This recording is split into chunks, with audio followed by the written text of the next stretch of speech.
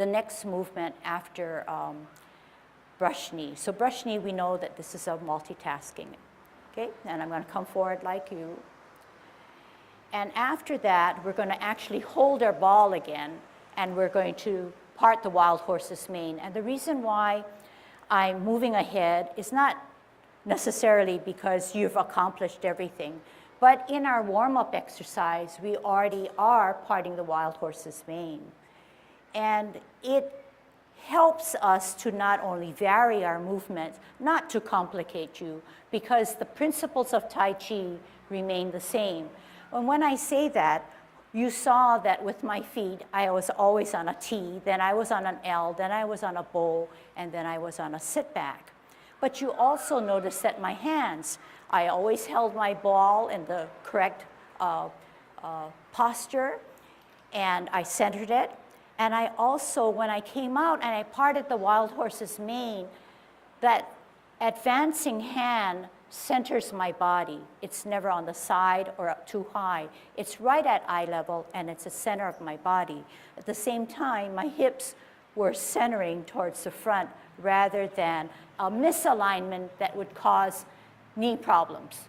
So in this case, I'm centering my hand, but my body is facing, the center of my body is not towards that hand.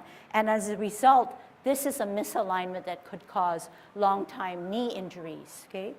So we want to take special care in how we align ourselves, especially our feet.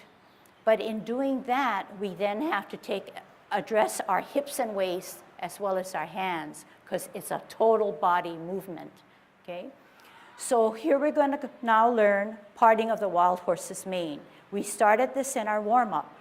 I'm going to ask you for good Tai Chi posture. I'm going to ask you for a T stance. I'm going to ask you to hold your ball with the left hand on the bottom and the right hand on the top. At this point, I want to let you relax your hands, and I want to talk about something.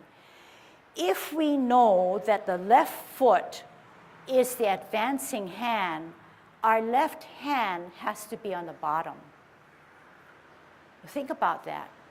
If my left foot is the advancing foot, because there's hardly any weight, the bottom hand advances, so that has to be my left foot.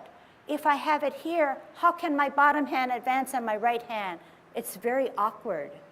So whenever you're rooted down on one foot, the advancing foot has no weight, okay? That's important to know, because if you walk and you have 2 feet that have weight, most likely you're going to have a hard time advancing, and you will trip. So if my left foot has no weight, and we know that the bottom hand has to advance, so this means advance. This means not advance, because the left hand is advancing, okay? So that's the scenario right there. So if the left hand is going to advance and it's the bottom hand, it makes sense that it comes out this way. So what am I saying? I'm saying something counter.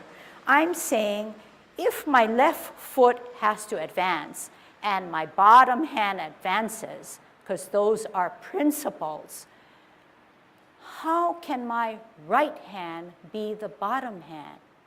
It can't advance and look nice. My hands are tangled up. So we go back to the premise that whatever is the advancing foot, and this time it's our left foot, then our left hand has to be on the bottom, because that's the advancing hand. All right? So we're going to have to think about that, and then as we do it, it'll be more apparent.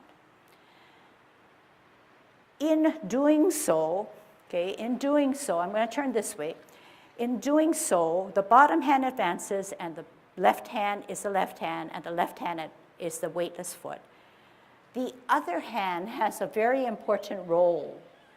It has to sit to the side of your thigh in a cocked manner. So when I say cocked, it doesn't mean drop this way. It doesn't mean drop any other way. there is a bend in the elbow, a slight bend, and it's held here to the side. This will help you with balancing, okay? As small as it is, it helps you to stay in your Tai Chi posture and balance. Another way of understanding this movement is that whenever you're in your advancing like a parting of the horse's mane, this back leg can never have a buckle in it. So I'm going to do it wrong just to show you. What happens is that I shifted, as small as it is, shifted out of my Tai Chi posture. So in order to adhere to that silver thread, I'm going to advance, I'm going to use that energy, come up, and I'm going to straighten out that back leg as best as I can. And you notice that this hand is not just drooping, it's giving me support. It's almost as if it's a counterbalance, okay? So let's try it, let's try it. Good Tai Chi posture, rooting down on our right foot, that means we're grounded, our weight is on our right foot. Then we're going to take care of our feet, we're going to pivot, and we're going to make a T. We know that our left foot now has hardly any weight.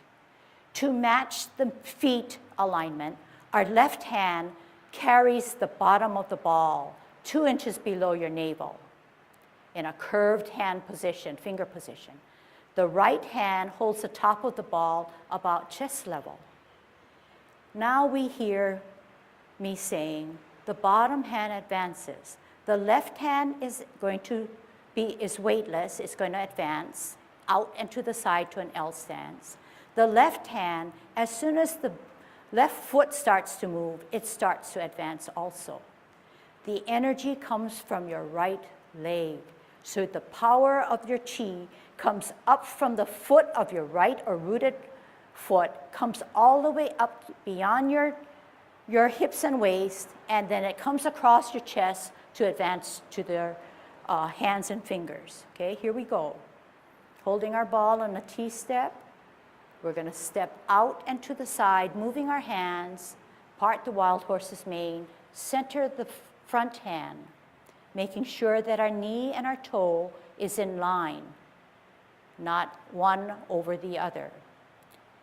Making sure our back knee is straight out like a slide. Then you're going to sit back without moving your hands. Then you're going to pivot on your heel.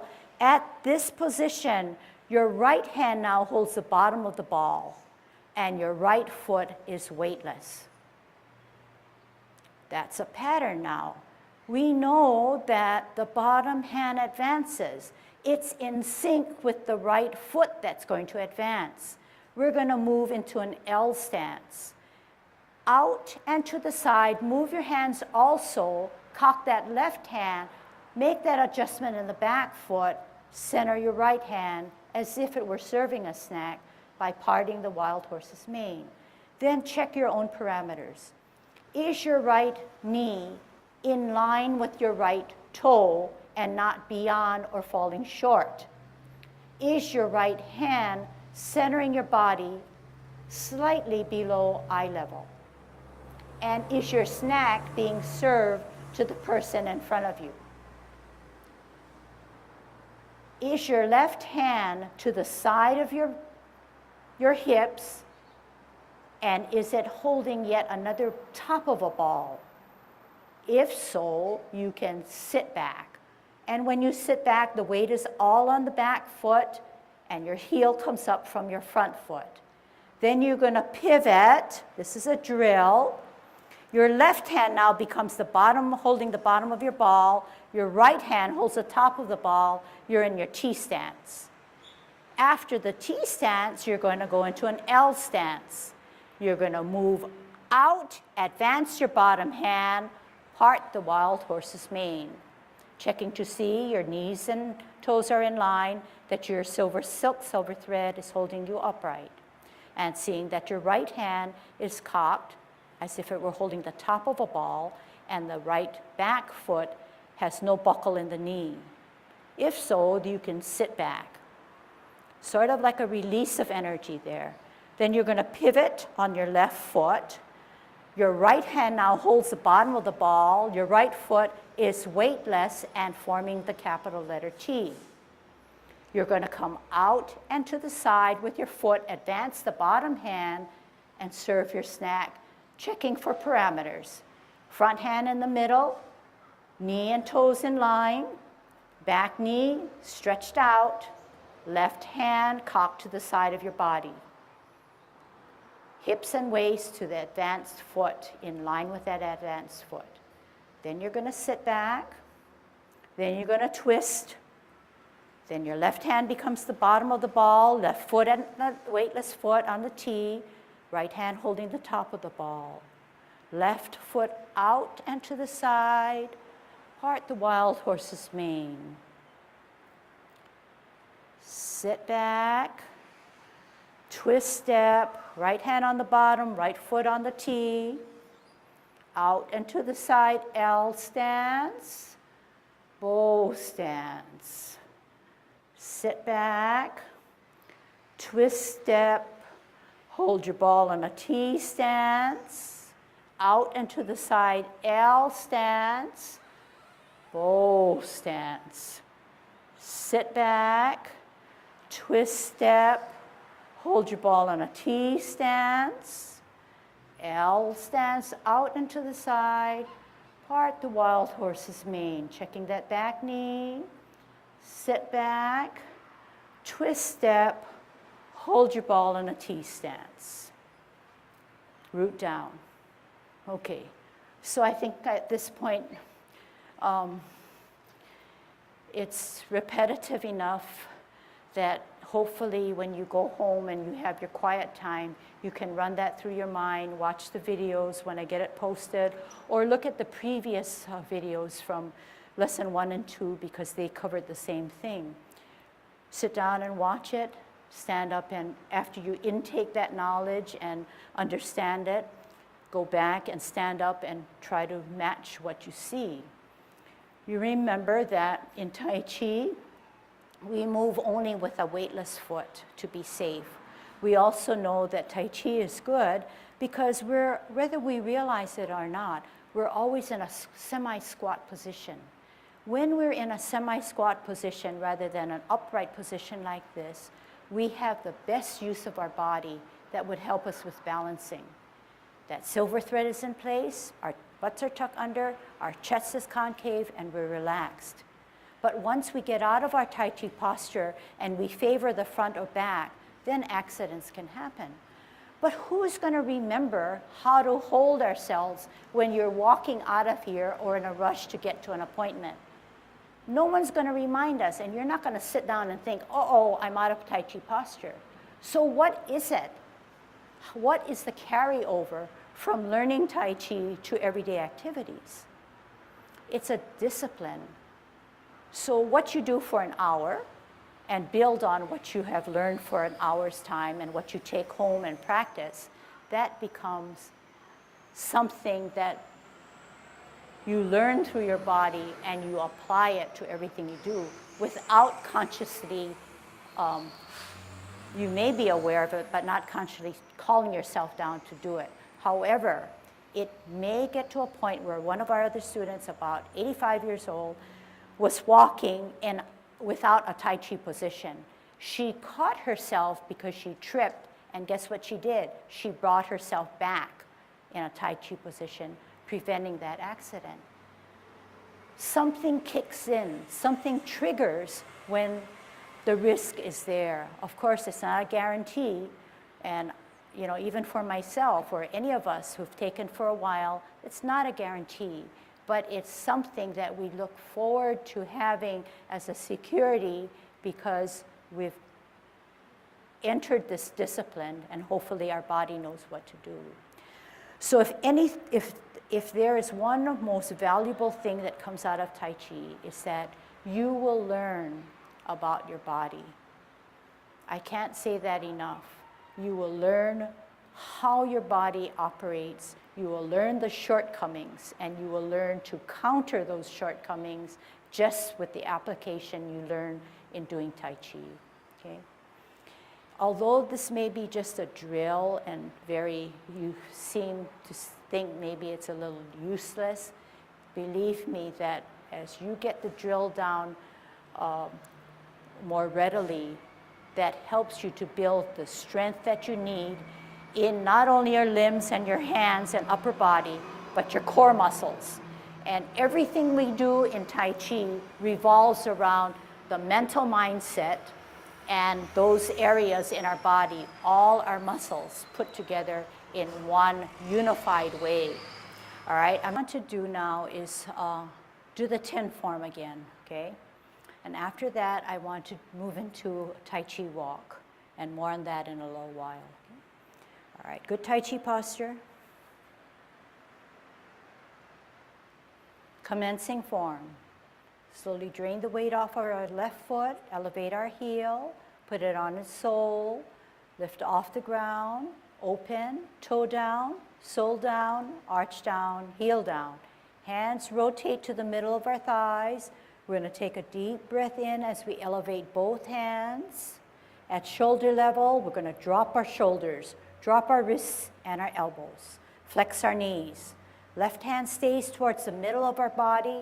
Right hand is up higher. We're looking at it. Opening both palms, bringing it to our ear, turning our face, meeting in the middle, repulsing of the monkey, centering the front hand, opening both hands, looking up at the back hand, bringing it to our ear, turning our face, meeting in the middle, pushing and pulling.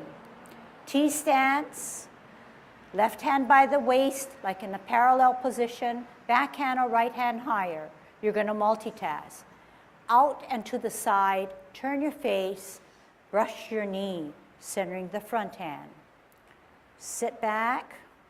Twist step, right hand towards the parallel to your waist on a T stance, back hand higher. L stance, out and to the side, ear, turn your face, brush your knee, straighten out the back knee. Sit back, twist step. Actually, let's do a drill. T stance, left hand to your waist, right hand higher. Bring it to your ear, L stance, turn your face, brush your knee, centering the front hand, cocking your left hand. Sit back, twist step, right hand to your waist, parallel on a T stance, looking at your back hand. Heel out, L stance, brush your knee.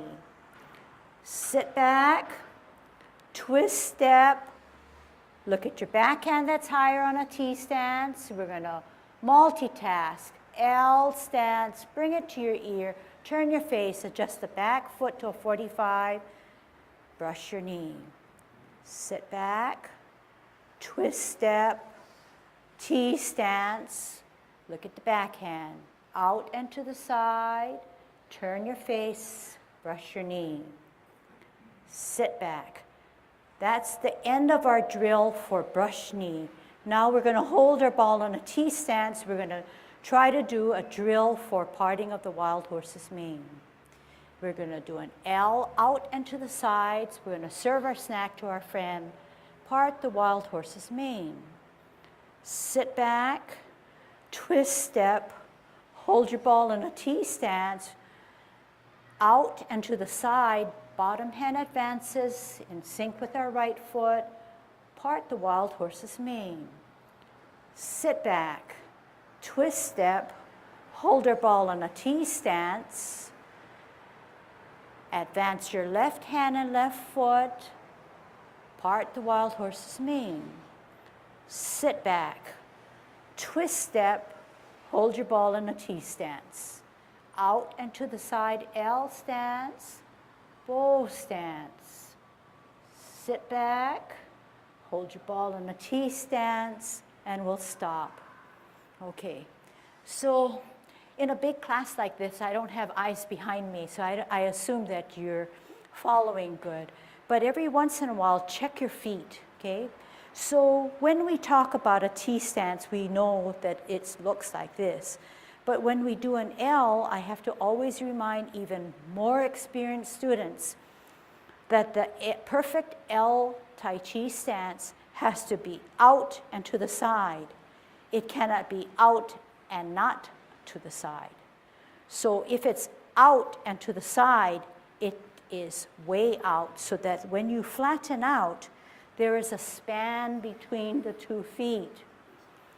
If you are on a good T stance and you only go out and then you flatten out and then you pivot to part the wild horse's mane, right away my knees start to hurt. I'm not in good proper alignment, okay?